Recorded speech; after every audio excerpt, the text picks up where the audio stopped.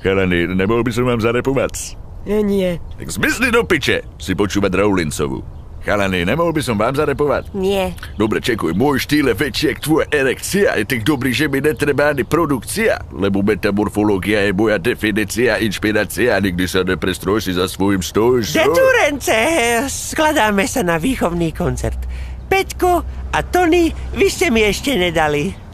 Ale ty nedám tebe jebe, platíš za školu, čo si piča? Ale čuž, je to povinné a keď nepôjdeš, dostaneš 6 zo správania. Kurva, Toninko, nemôžeš ma založiť do zajtra. Kilom.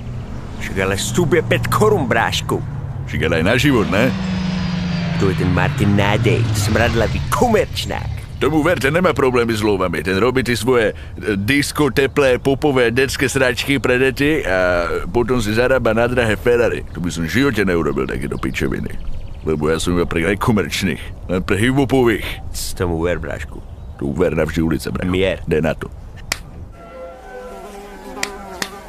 Ale netleskaj mi do brejuchu, však ja mám citlivý hudobný sluch. Však bucha ma tu otravuje tak. Kurva! Muchu si zabil. Čo som zabil? Si zabil. Muchu som To je zabil. dobré, si zabil. Som zabil. Si zabil. To je dobré, to budem používať. Ticho tam vzadu. Drž piču tam vpredu. Skap. Si zabila.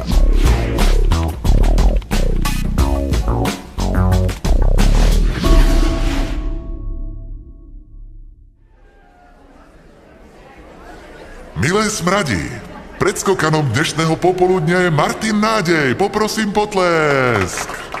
Zatlač po bile, bo chcem naspäť do... Ego!